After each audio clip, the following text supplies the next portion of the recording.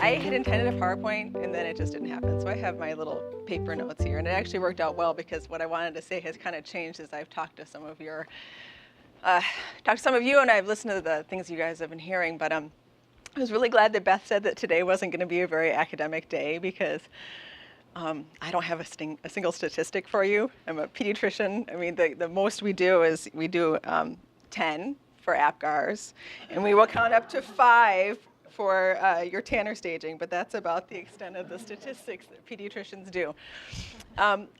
Before I get started, I probably should explain, I'm not really a normal pediatrician. I am a little cynical. I am someone who enjoys doing things more than talking about them. I really like troubleshooting. If there's a problem, I like to figure out how did we get here, what can we do to get ourselves back into a better place.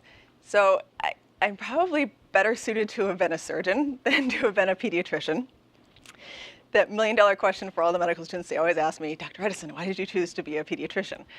And I kind of actually chose the opposite way that you are supposed to choose. I actually looked at my weaknesses. And I realized that since I am a kind of a cynical person, if I actually wanted to survive this life and be a happy person, I need to surround myself with really happy people. And so in medical school, I realized that the happiest people are pediatricians. So that's why I chose pediatrics. I also realized that pediatrics would make me a better person. So it definitely was something that would soften my edges.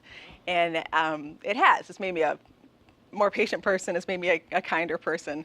And I don't know many people can say that about their profession, but I am definitely a better person for having become a pediatrician than I would have been otherwise. No one came out and told me what Dick heard, but I can guarantee you that if my ambition had gotten the better of me and I had gone into surgery, I would have been a really big asshole. It would have been horrible. So choosing to go into pediatrics, it softened a lot of the hard stuff about me. Not all of the hard stuff. So that's to explain how come you have a kindly Midwest pediatrician who has got herself into the position where she's fighting some of the biggest powers in healthcare among us. And it's because I'm not quite, I wasn't really cut out for pediatrics, but it was the path I chose that has made me a better person. All right, so the thing I want to do is something that I've actually always wanted to do ever since I was a third-year medical student at University of Michigan on the cardiology floor, where I was utterly humiliated, is I always looked forward to being able to pimp medical students.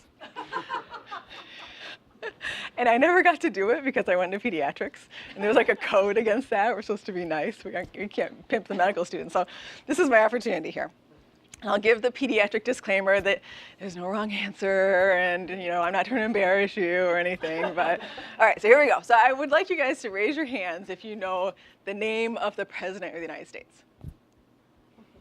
You have to keep your hands up, okay? All right, and you need to put your hand down if you don't know the answer. So do you know the name of your senators? Okay. Do you know the name of your of your congressman? If you're from Grand Rapids and you don't know who your congressman is, first off, I'm going to come over and beat you because you have the best congressman on the face of the earth, and that's Justin Amash. So you better have your hands raised. Okay, so then, all right, how many of you know your governor? How many of you know the name of your state senator? How many of you know the name of your state representative? All right, we're down to like 3 now. Okay, so you can put your hands down. All right, so that's to illustrate a really important point, because I was actually in the position of all of you guys not that long ago. So I came to DC for the first time ever, maybe 2009, 2010. And it was after the healthcare law had been passed, and we didn't know what to do, so we thought, well, we should come to DC. And so that's what I did.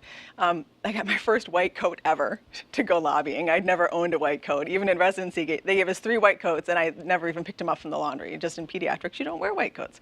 So I bought my first white coat to go and be a grown-up and go up on the Hill. And I came to DC, and I loved this place. It was just larger than life. I was in your position. We went to the Heritage Foundation, and I got a fire hydrant just directed at my head, full of healthcare policy. I spent the entire time like writing down like words and Googling. I had no idea what these abbreviations were. I was completely overwhelmed. I kept on calling my partners back at home saying, have you ever heard of this? I don't know what they're talking about. And he would like look it up and tell me, this is what it is, Meg. Okay, I'll keep writing it down. It was completely overwhelming. And then I went up on the hill, and it was, it was like seeing all these celebrities, and you're walking down the hall and like, oh my gosh, that's Nancy Pelosi, and you're like, oh my goodness, that's John Dingell, he's still alive, and he's in a wheelchair and is motorized, and and you'd sit in these congressmen and these senators' offices, and I was just big old wide-eyed. And I went out and I looked at all these monuments, and I'm a little bit of a sap, so when I love the founding documents, I love reading that stuff. I'm the person, I went to the archives and like a total dork, I'm like bawling as I'm like looking at the Constitution. I'm the type of person that if Dick Armstrong got up here and started like reciting the Declaration of Independence, I would start crying. I love that stuff. So I was completely blown away when I came here. And the flip side is, as I was leaving, I also felt really overwhelmed. I felt like I was just this drop in the bucket, and for all of the doctors who took time to fly there in our nice new white coats, there were 10 lobbyists behind me. They were far better dressed, had far better purses, and they weren't going to their day job the next day, because that was their day job. And that was really overwhelming to me when I got back to my state. I was like, I can't keep going and doing that. That took time away from my family. I can't afford to make the travel, and I don't know to what kind of impact I'm making. So I came back to Michigan, realizing that I did not know anything. I didn't know how any of this happened. I would look at our ballot, and I had no idea how did the Attorney General get on there? I got to pick one guy. How did that person get on there? How did the Secretary of State? I didn't know anything of this process. I didn't know who my state senator was. I didn't know who my state representative was. I didn't know anything about the legislature in Lansing. I knew nothing. So I got back and I was like, I think I need to kind of figure this out, because I kind of jumped up to the top here and I don't even know anything going on in the ground level. And so I kind of decided at that point I would just kind of start, saying yes to things and just trying to figure out. When people asked me to do something in politics, I was like, well, let's give it a try. And so I first started out in an arena that was not medicine, and it was actually probably the best decision I ever made, because I didn't feel like I knew a lot about healthcare policy, which is crazy because I knew more than most doctors, but I just didn't feel like I could be a thought leader at all in healthcare policy. And I had been working on a congressional campaign for he was a cardiologist who was running against John Dingell. He ended up losing, but I met a lot of people through that political process. And after the 2010 election, it was a bunch of union workers, from Detroit. So not guys that I would usually hang out with at all, they're auto workers, called me up and they said, we would like to work on getting right to work legislation in Michigan. We were wondering if you could build us a website and do our social media. I don't know, I'm not qualified to do this. But these guys, they didn't feel like they could do it either, so they called me up and I said, sure.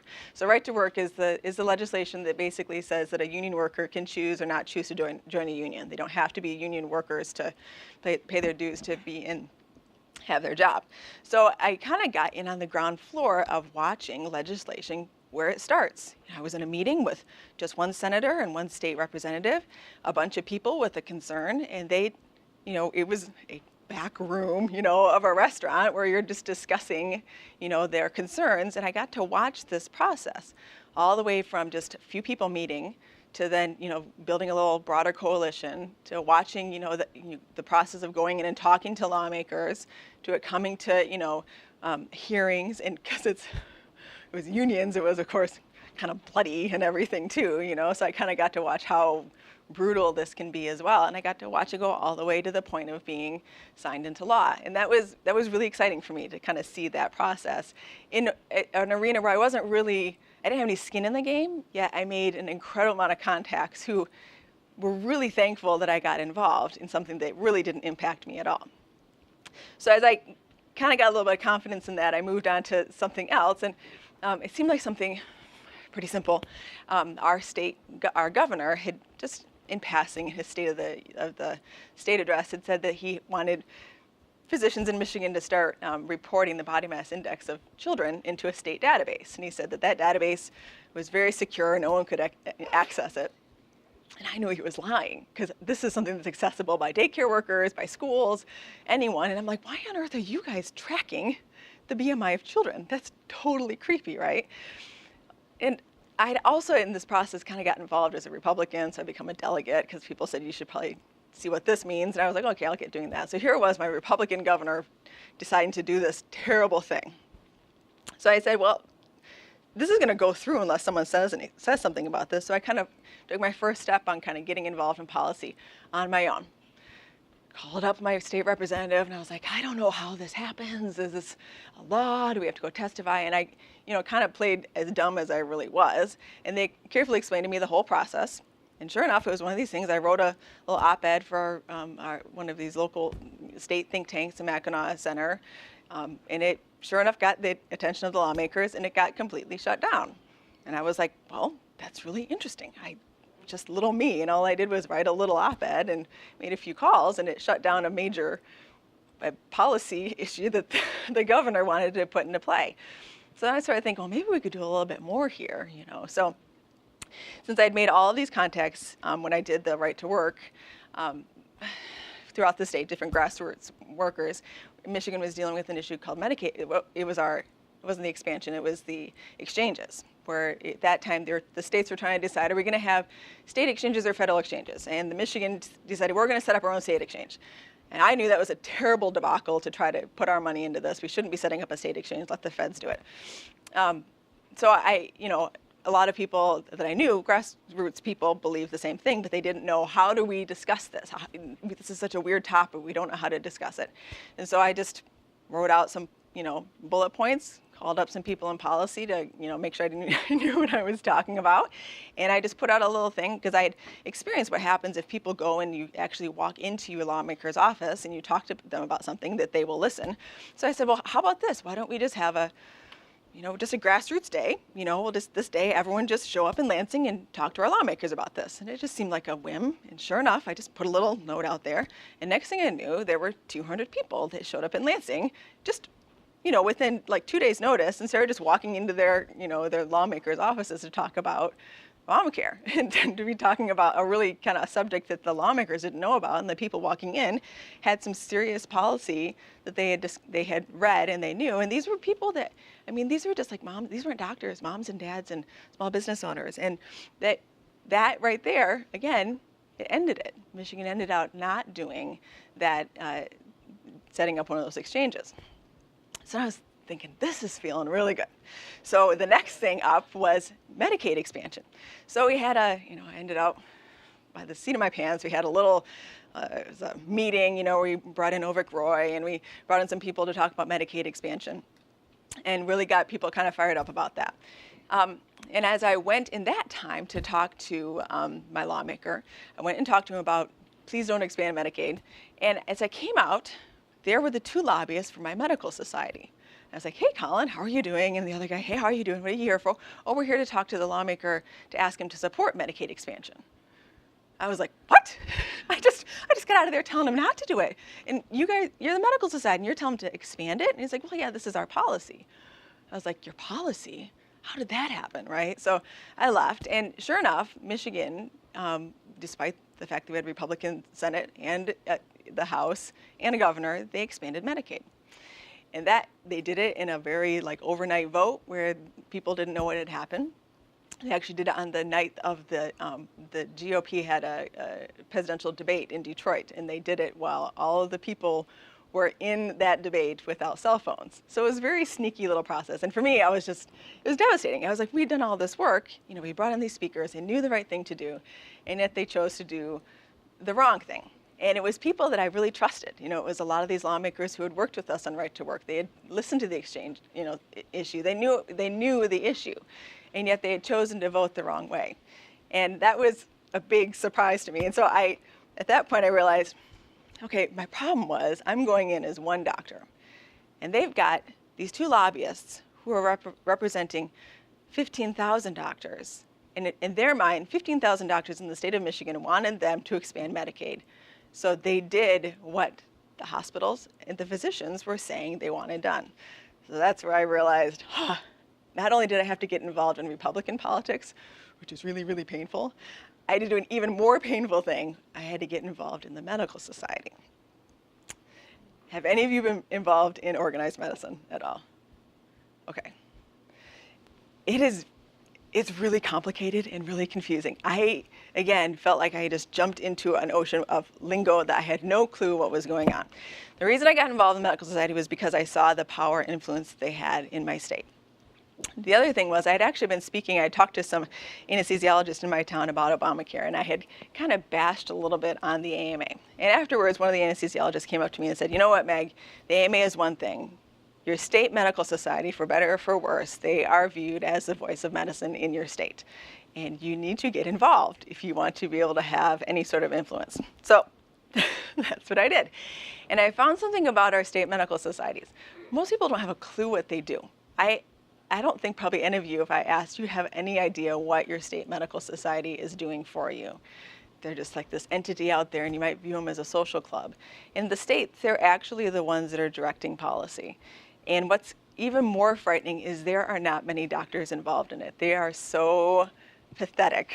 They are losing membership at such a drastic rate that it really doesn't take much more than a warm body to show up, and suddenly you can do all sorts of things. Things that would take like 50 years ago, you'd have to go up through the ranks and you'd have to, be a member for a while, and then they would let you be an alternate delegate, and then you might get to be a delegate, and then you might get to be, a board member. This stuff doesn't happen anymore because no one goes to these things anymore. Basically, if you're a warm body and you can just show up and say, can I be a delegate? And they'll be like, yeah, sure. Do you want to be on the board too? So this is kind of what happened to me. My first House of Delegates, which is what the state medical societies have, is their annual meeting where they discuss policy. My first House of Delegates I had ever attended, I wasn't just a delegate, I was actually on a reference committee, which is the one that's hearing people present their resolutions. I didn't know what a resolution was, and here I was on a panel of like 5 doctors determining the fate of the resolutions of these delegates. I mean, that's how ridiculous it is. The second year I've done 2 years of being on a committee. This year I'm chairing a committee. I mean, that's just nutty, right? So this is, what can happen if you just kind of jump in, because there's not a whole lot of leadership going on right now, yet they're at this very weird stage where they still have a significant amount of influence. So that's where, after I'd done enough of that stuff, I decided that we could probably use the medical society, instead of being something that harms us, to something that would actually help us out. And so that's where we started first with direct primary care. And that came with a conversation with a lawmaker in our state, Pat Colbeck. And we said, is there something, I had a few doctors, about 4 of us that were on the, we're a team, at the House of Delegates, and we were saying, we're kind of on your side. Is there something that we can do for the medical society that would, help move forward some of these policies, these liberty-minded policies? Because there's something that we can do to get the medical society officially on board. And he said, yeah, sure. We need some help, that they would support direct primary care. And he was like, sure, all right. So we wrote a resolution at our House of Delegates that passed without a problem. Just basically said that the medical society would support direct primary care, that it's something that shouldn't be regulated like an insurance product. And then, like that, magic, when something's passed as a resolution and it goes to the whole full House of Delegates, that has to be the medical society policy. So when it comes to a time when there's some bill, it can't be just some board member who decides, yeah, we're not going to really support that anymore. They have to, because the entire House has said we support direct primary care. So sure enough, when it came to the point where we had the legislation in Michigan dealing with direct primary care, we had the backing of the 15,000 members of the medical society who said, yes, we support this. Our members have come from the grassroots level and they have supported this, which is huge, right? It makes these things sail through a whole lot easier. The second place that I've worked quite carefully and very slowly on is maintenance of certification. And we're talking about how in medicine there are times that you will say no. There's actually only one time I've ever really said no to anything, and that is on the issue of maintenance of certification. And that no for me came in December. I was actually set to renew my board certification. I've passed my boards twice very easily. Not that I'm smart, but I think that the recertification exam for pediatrics is actually fairly easy. I've done all of their process and all of their research projects. But it came to this December, and they basically said, even though you've passed your boards twice, you've done countless hours of our CME, and you've done our research projects. If you don't give us $1,300 by December 18th at 3 o'clock in the afternoon, you're not board certified. And it came to that point, I was like, they're going to keep doing this. This will never end. I mean, they're going to ask for $1,300 now, and they were already talking. They had moved from a 10-year test to a 7-year test. They're talking about weekly tests. I mean, just nutty stuff like this. And I was like, you know what? I'm done. And so that was actually the first time I've actually consciously said no to something. And I said no to something knowing that I had actually set the groundwork for a very long time, where I had said yes to many things along the way that made that no not such a scary thing to do. And where it came for me is, again, with this House of Delegates, where for 3 years, we very slowly started this process of getting and discussing maintenance of certification in our state. And it came with a friend of mine. He wrote a very benign resolution the first year, like 3 years ago, that basically said, maintenance of certification is kind of bad, and we should probably look into it. I mean, it didn't really say anything, you know? And so, of course, it passed. No one said, yeah, we all agree it's kind of bad, and we should look into it, right? So then the next year, there were multiple resolutions. There were about 3, and they were a little more pointed, saying, this is why it's bad, and this is what the medical society should do. And at that point, the conversation had been started, and again, those 3 resolutions passed our House of Delegates very easily. It was kind of nice that I was on the reference committee that heard those, so I could actually have a little bit of sway on that conversation. But that passed. In the 3rd year, it came around, and there were more resolutions at our House of Delegates dealing with maintenance of certification than any other issue. They actually had to take all of them and just kind of put them into one resolution that was, at the time, the strongest resolution in the country, that basically said that you maintaining your certification, it shouldn't be tied to your license, your hospital privileges, your insurance participation, and that it shouldn't be the entity of one organization, which it kind of is right now. There's one board organization, but there's an alternate that's been set up recently, and so allowing both of those to be regarded as equal. So with that behind me, I felt like I had a little bit of standing when it came to this December. I had the Medical Society with a very clear goal in mind, which when these resolutions are passed, they can actually, you know, if you're quiet, they'll just throw it into a little bin and they'll not deal with it anymore. If you are kind of a little bit noisy saying, hey, how about that resolution? They're actually supposed to take any of these policies and turn them into legislation. But most of the time, they'd probably rather just not do anything. So it just takes many, many calls of saying, what are you doing with that resolution? What are you going to do with it? And so they have to pursue legislation.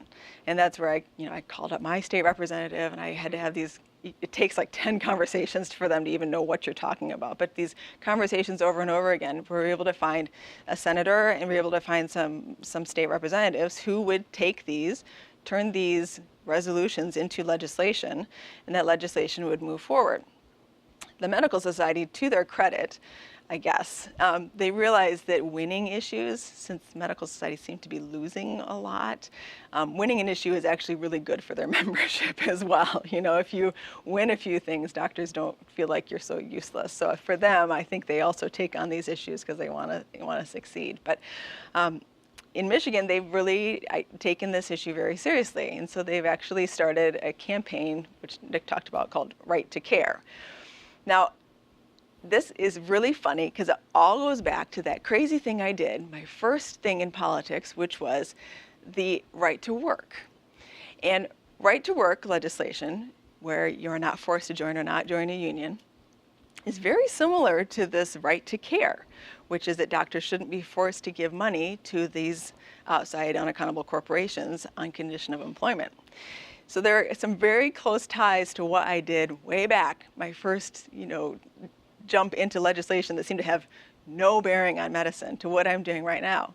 And it turns out as well that the chair of the Health Policy Committee, who will be hearing this right to care legislation, is that same senator I worked with way back who sponsored that right to care, that right to work legislation way back at the beginning. So the groundwork that you start when you just start saying yes to some of these things, you start making these contacts and just doing the work, it's kind of interesting how it starts to kind of work, and you start to see how that stuff that didn't relate a long time ago is starting to relate a whole lot right now. So Michigan right now, our I guess it's our medical society, they've put together a very elaborate campaign of which I am the face of. So if you go to the website Right to Care, like right little number 2 care, you see my smiling face, right? And so they've got a few videos where I'm talking about maintenance of certification. And then they decided also to push this legislation even further. They have their, their magazine that goes out to all 15,000 members. And there's me on the cover with my smiling face in my office, talking about, in this, you open it up and there's me, Dr. Edison, and I'm not wearing, a white coat and all this stuff. And it's just, it's great. So putting your face out there like that made it very easy for me that when in December I decided that I wasn't going to renew my board certification, I had a sneaking suspicion that it actually was instead of a no, it was very much a yes. By kind of pushing the envelope a little bit there and putting myself out there, I could see where this would go.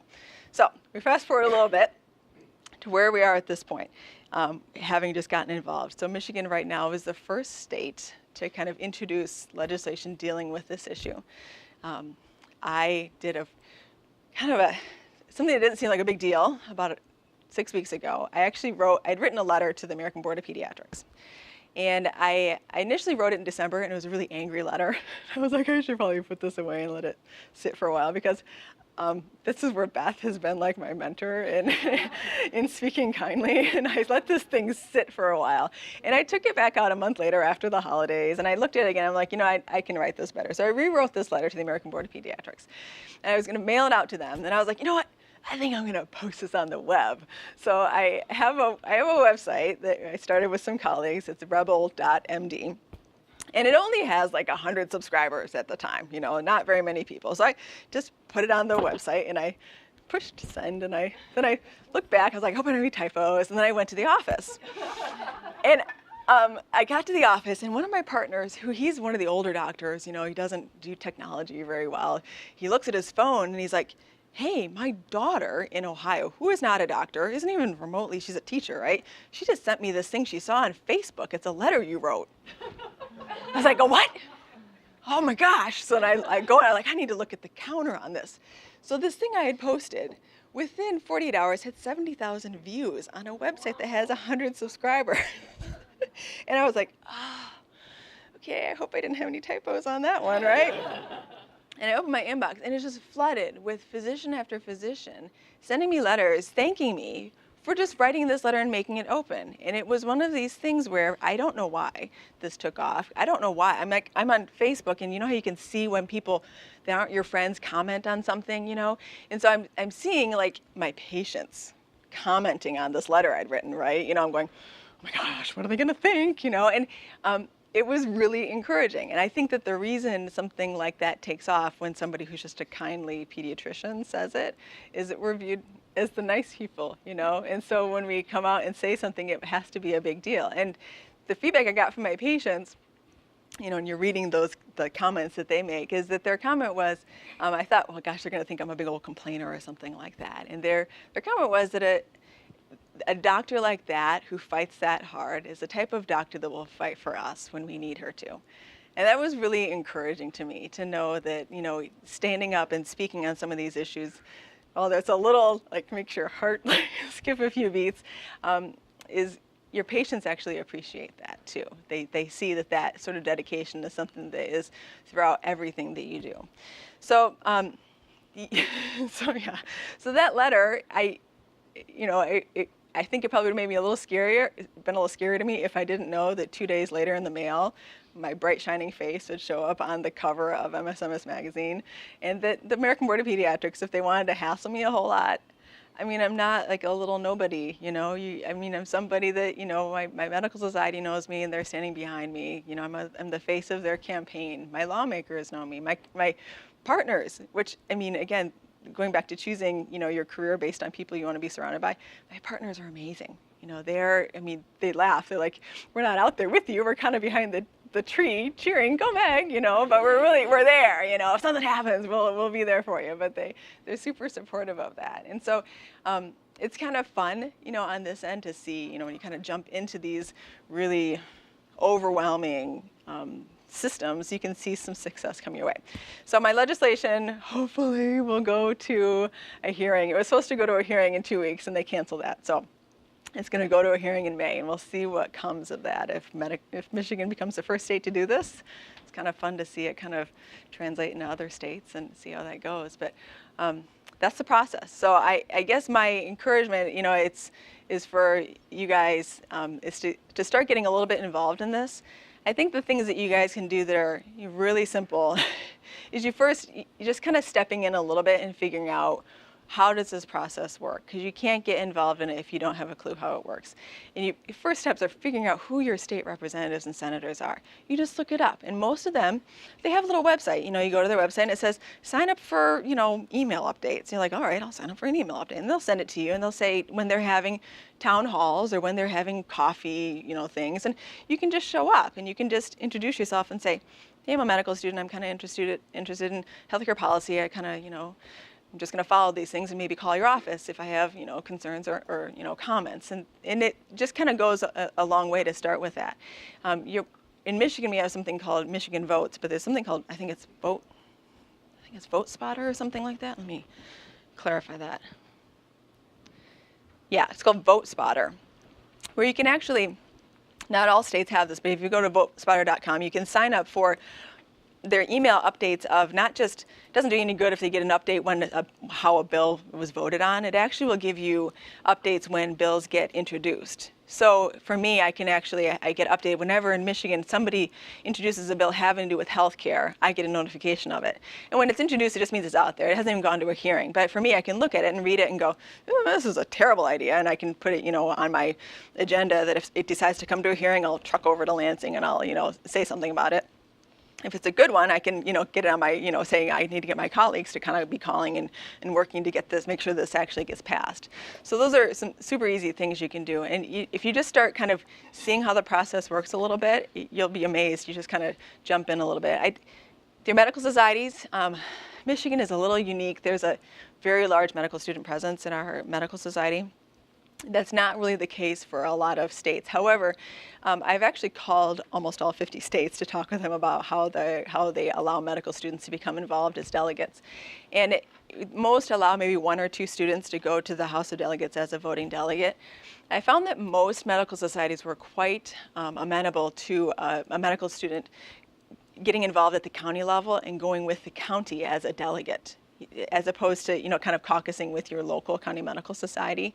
They were very amenable to kind of that mentoring relationship. So it's something to kind of look into and say, where's my county medical society? And you call them up and say, I'm kind of interested in maybe just, if you have any alternate delegate spots, to maybe come along and see what the process is. And when you're at these House of Delegates, you can start seeing doctors as they're testifying of who's on the same page as me, who agrees on this stuff and who's kind of way out there, and so you kind of can start to get some colleagues and kind of get some ideas on how you can do stuff at a local level, which for me I found is a lot more productive than kind of getting involved at this federal level where it just seems like things are completely tied up in gridlock. The last thing I'll say is, as a medical student, you do have a lot of influence. And as I kind of got involved in politics again, I realized I'd actually done this before as a medical student. So there's something kind of deep inside my psyche that I get involved in these things. But when I was a third-year medical student in Michigan, there was a ballot initiative to allow physician-assisted suicide. So I happen to be a very pro-life person, whether it's end of life or beginning of life.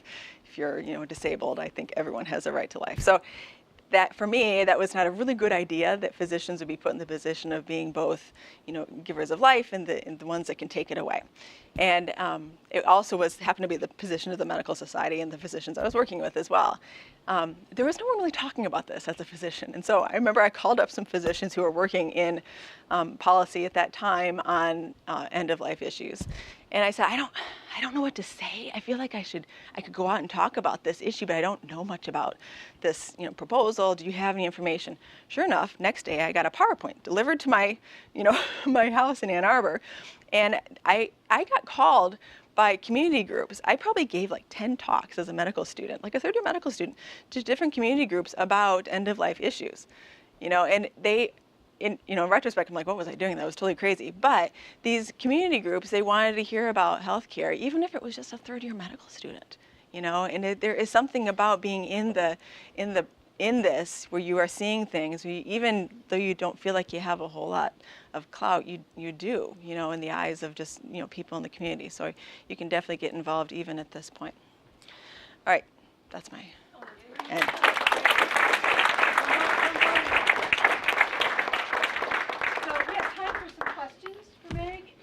Don't have a mic, So Meg, they allow to ask a question, and for the sake of the video, if you could Sure. repeat the question before you answer it. Thank you. Yes. Hi. So in the beginning, you were talking about, I think you were being a little self-deprecating, but you were saying how you knew nothing and everything. I really did know nothing, you guys. But what's interesting to me about that is you took a real interest in like the whole process when you became a delegate, even before all this started. So what was the instance that galvanized you in the first place to start getting involved? You mean way back as a medical student? Or you mean way back right? When you got involved like with the right to work laws and all that. Yeah, I think for me, getting involved politically, I think for many physicians it will be the passage of Obamacare. I mean, that really kind of blindsided us. It was one of these things where there's all this conversation going on, and then suddenly you didn't think this was going to pass because there was so much opposition, and then suddenly this thing passed, and it completely defied everything that I thought about politics, which is that strong political pressure from your constituents should make you vote the right way.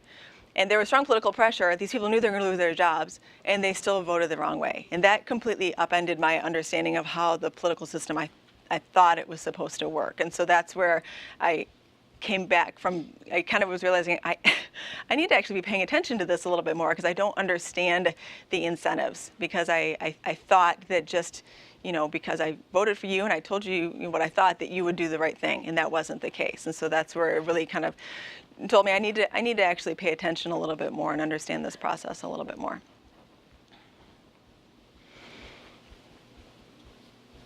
No other questions? Yes. In Michigan, before this year, have you guys passed any prior bills pertaining to maintenance of certification, or is this the first big one? So the question is whether Michigan has ever passed any bills based on maintenance of certification. Not any state. No state has done this. So this is the first state ever to pursue it from this direction. And this is what's really kind of fun in healthcare, is there are people working on so many different levels, and you kind of develop a community. There are physicians working on this by starting in an alternate board. There are physicians starting on this from a federal level. There are those that are working on this, within their hospitals. And so for me, it seemed natural for me. I was like, well, I don't know, why don't we try state legislation? That's kind of what I know. And it seems to, right in realizing we're the first state to do it, we might fail. But, I think maybe another state will be able to pick up on it and move forward with this. So, that's just kind of, when you use what you know a little bit, you can kind of see what happens. Yeah. So I was multitasking. I got on Real MD, read your article, kind of was listening. All right. Did I have any typos? I read it like backwards and forwards, and yeah, okay. Some powerful all caps. Okay. Okay. So National Board of Physicians and Surgeons, how big is that? I don't know how big that is now. I don't know if we have the numbers. It's getting larger. Hal Schurz, who's a board member of the Occupation Care Foundation, is on their board. And they are growing. The key to that is hospital credentialing committees accepting the National Board of Physicians and Surgeons as alternate certification. The key, it's a grassroots movement. The good thing about it is if you look on their website, it was started by Paul Terstein, Eric Popel from Medscape. He's from Scripps. He supports it too, if you know who Eric is. This is a bunch of academic people who are pushing back against the American Board of Medical Specialties. And that's key. That's key. And so people need to embrace this at the grassroots level, because if you get to the point where, like for instance, the entire Baylor Medical School accepts the National Board of Physicians and Surgeons as certification. So are the third-party payers going to stop paying Baylor? Yeah. They're not going to stop paying Baylor. Baylor's going to tell them to go suck an egg. And so it will happen. It'll How did Baylor get to that point versus other places? Because the physicians at Baylor pushed it, and they pushed it through their credentials committees. It'll be like, it's a green shoot, like David Goldhill talks about. It'll be like Uber. At first, Uber, they said, no, you can't do this. And everybody all the consumers said, but we want to ride in Uber cars. And what's happening? Here we are, we're all riding in Uber cars. Same thing. Yeah. I think the medical student equivalent of that is your Step 2 CS. So you guys are having quite a, yeah. And so that's where you guys, it's kind of a similar situation where you have this very, big bureaucracy that is just invented some way to make more money in a way that is not actually benefiting your education. And so that's kind of a similar situation that we are in as physicians. So, yeah. So kind of building off that, with Step 2 CS, there have been the petitions around, I don't know if it's got 15,000 signatures or something, but the kind of prevailing thought is still, we're medical students, we can't do anything about this. It's just going to keep going the way it is. So, like, what do you tell somebody, let's say you're in a group of 20 other med students and they say, never going to change. Yeah, and so I've actually talked to one of the gals who wrote that petition, and I've said, you know, it's one thing to write a petition, everyone will sign that. You know, it's you have to troubleshoot, because how can we make this thing happen? You know, and there are going to be different angles. I mean, it's got to be taken to the AMA, and the AMA needs to realize this is a huge issue for medical students. It's got to be taken, you know, to some of your medical societies in your state. You know, is there a way for your state to say, you know what, none of the medical schools in the state are going to require this, because you know, we already have very good clinical skills testing in our medical schools, which I think it's like 90 or 95% of medical schools already have. And it's actually an educational process versus a test where you go and you just do it and they don't get any feedback if you did the right thing. You know, so there's got to be different angles at which it's going to require, you know, getting your attendings involved. I mean, obviously, I mean, if they're going to have to be behind it, and it's, you know, going to be going and talking to, you know, the people that run your medical school and say, look, we would much rather have this take place in educational surrounding than this really expensive, onerous process that isn't benefiting our education. Is there any way you can help us out? Because we think that our education should be taking place here, our energy should be spent here focusing on this, and not, you know, focusing on that sort of test over there that hasn't helped us out. So it's going to just require just stepping up and going and talking to these people. Yep. So I've done a little bit with WMS, the Wisconsin Medical Society, and it seems that AMA and academic medicine have their claws dug pretty deep in WMS. So, like, you know, as a Republican, how do you deal with, or Democrats, or just the opposing view within the medical society, especially if it's the majority? You have to have a few little colleagues at your side, you know, so at least you can go out for drinks afterwards if you fail, you know, and it's actually enjoyable.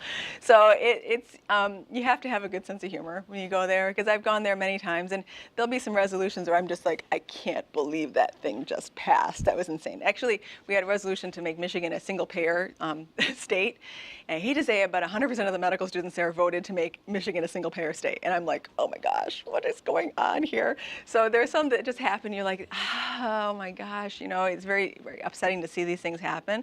But, you know, you go and every time I go, I find more and more of these delegates who I've seen in the past who just sat there in the sidelines and they didn't ever get up and testify or say anything, getting up and testifying. And it's finding those people and kind of connecting with them. And for me in our state, it's also working to fill those delegate spots that sit there and no one even shows up. And I, you know, call up my friend and I'm like, you know, you're on the same side as me and there's no one from your county who's showing up as a delegate. Why don't you just sign up and come and hang out with us, you know? And so that's what Dick's gonna do. He's gonna come with us, and he's gonna, you know. So we have no county medical society in my county because it's so small.